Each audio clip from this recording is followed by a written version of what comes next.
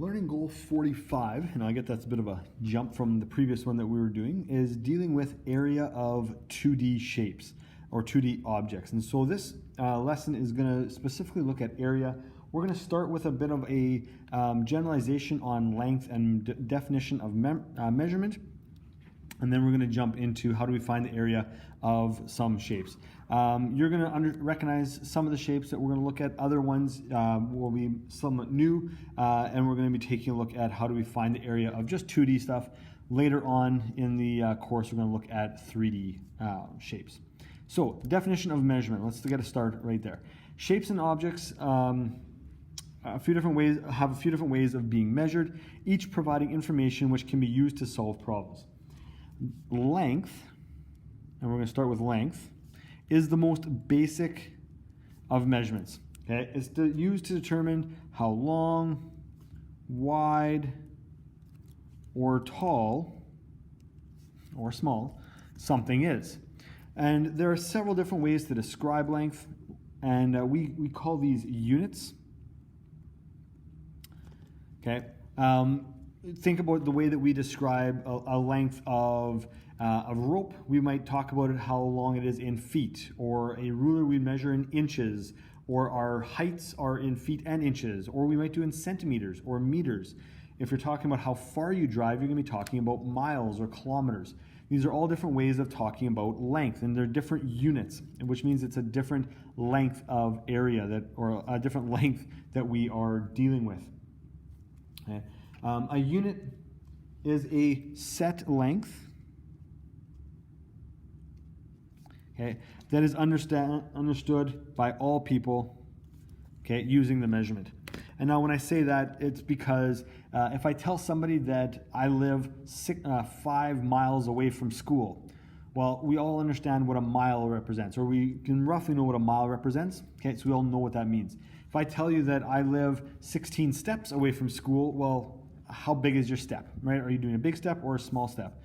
And 16 steps would not be very far, usually, unless, of course, you're a giant. But there are a number of different ways that we measure, and so we're going to take a look at a couple different measurements and ways that we measure. And the first is a grouping called imperial measurements. And these are just our common imperial measurements. The first one that we often see is something called an inch. Okay, its abbreviation is IN period, or IN dot. And this is about the length of your thumb. Okay, my thumb right from tip to knuckle, that's about an inch. Okay, it's roughly about an inch. If we take a look at a ruler, okay, my ruler right here, an inch is that long. Okay, so you can adjust it to your paper right there. That's the length of 1 inch from there to there. And as mentioned, it's close to how long my thumb is there, from tip to knuckle. Okay, so that's an inch. The next one, and we're going to get a little bit bigger here, is a foot, which is FT is our abbreviation. And this is about, again, the length of an adult foot. What a crazy thing, right? It's because a foot used to be the measurement of a king's foot, and so they've still just kept the name, and it's still about the length of an adult's foot, roughly. But now, instead of it changing whenever the king changed, we have a set distance for it. A foot is the same as 12 inches. We're not going to worry too much about converting that. You'll take a look at that next year when you get into grade 10 math. Our next level up is a yard, and that's YD. This is one big step. Okay, one big step is a yard, again, depending on how tall you are and how big your steps are. It's roughly about 1 big yard. It's the same as 3 feet. So if you take a look at 3 feet, or if you're in school, you can take a look at the tiles on the floor. They're all roughly about 1 foot. 3 of those would be 1 yard. Final one here is a mile. Okay, that's MI. This is the longest distance we're going to deal with when it comes to imperial measurements. This is the distance between mile roads in the country. Okay, or roughly, it's from the school to Brant and Main intersection. Okay, the main intersection there by Rocco's Pizza and Rogers and Country Meat and Sausage and Cal Tire, that intersection. Okay, if you go from the SRSS to that intersection, that's roughly a mile. That's pretty close. Might be a hair over a mile, depends on where in the SRSS you are coming from. So those are imperial measurements. It's all ways of measuring things, and we have certain abbreviations to recognize those distances. Now, each one of those measurements also has things that we would and maybe would not measure. We wouldn't measure the distance from school to your house in inches. That would be a massive number. If you live across the street, we might be able to measure it in feet or yards, but normally you're probably going to measure it in miles and how many miles away you would be if you're using imperial measurements. Metric measurements are a little bit different, and these ones I've kind of given you. I don't have any blanks to fill in, but the first one is a millimeter. Okay, that's a thickness of like a ring. So like my ring here, I'll just pull it off. Okay, the thickness of that is roughly a millimeter-ish. Okay, or a hardcover book cover, that's about a millimeter, maybe 2 millimeters. It's pretty thin. A centimeter is about the width of a fingernail, so this is about a centimeter. Okay, width of a fingernail, or if you look at a ruler from there to there, that's a centimeter. Okay, that's about a centimeter. Then we have a meter. This is a very large step. It's a bit bigger than a yard, okay, but it's a very large step. Again, depending on who you are, some might be able to do a meter, some might not. And that's not to knock anybody there, but that is, a meter is a little bit bigger than a yard. A kilometer, our next one there, that's a big one. That's if we're measuring distances between places. We usually use kilometers, and that is like 1,000 large steps, so 1,000 meters, or from the SRSS to the water tower is roughly a kilometer, pretty close to a kilometer. Now I came up with some other ones as well that might kind of be a little bit fun, that are different, bit different. One is what we might call a micron. Okay, a micron, this little okay, is like 0.001 millimeters in length. Okay, it's super tiny. It's a really small measurement, and there are so if you can see an object, okay, the smallest objects that we can see without a microscope are about 100 microns in width. So they're actually 100 microns. So 1/100th that size is something you can't even see with just your regular eye without a microscope. Okay.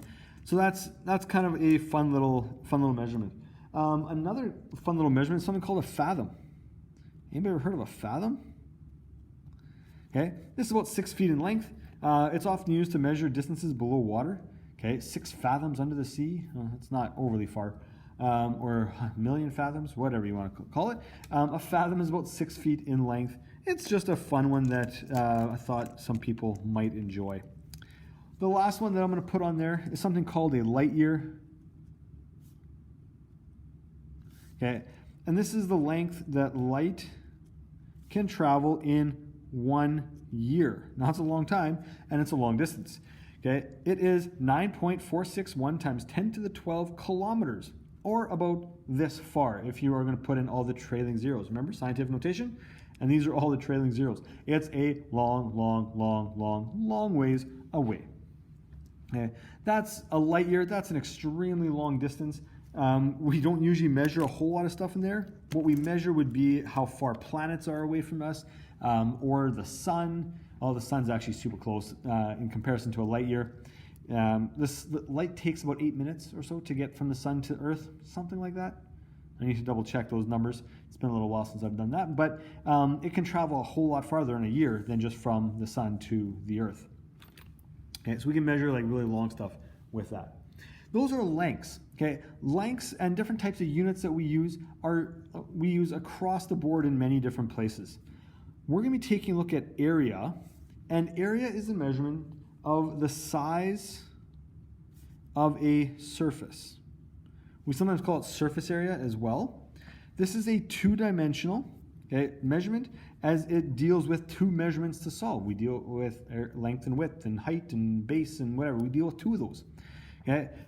It can also be thought of as numerous squares spread out on the surface. Okay, so how many little tiny squares or how many big squares can we fit onto the surface of something? The number of squares is the area of the surface. Now the size of the squares used to find is dependent on the unit which is being used, and each square will be a 1 by 1 square, so 1 up, 1 across. that is the size of the unit that is being used. So we can think of area as being a whole bunch of tiny little squares that is being used to solve, okay, for how many little squares can fit on the surface. And we'll take a look at some examples of that when we get into the area of specific shapes. The last one we're going to just touch on briefly is just volume. Okay, volume is the measurement of the space inside an object. Okay, this is three-dimensional. Okay, as there are three lengths needed to solve, and the volume of an object can be thought of as a whole bunch of little cubes or boxes, okay, which fill the space. And these are a 1 by 1 by 1 box. The unit is being used. We're not going to touch on volume at this point. Okay, we may touch on it a bit later. You'll definitely touch on it next year in grade 10 math, just on how do we find volume of certain shapes.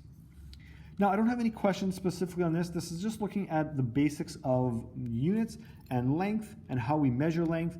Whenever we deal with areas and volumes, we need to make sure all of our units are the same, so we don't measure something in inches and in centimeters and in feet and then try to put it all together. That just doesn't work. We have to make sure they're all the same unit, and these are kind of our normal units. Well, sorry, those ones are our normal units that we're going to deal with, metric and imperial. We're not going to worry too much about these other ones in this course at least.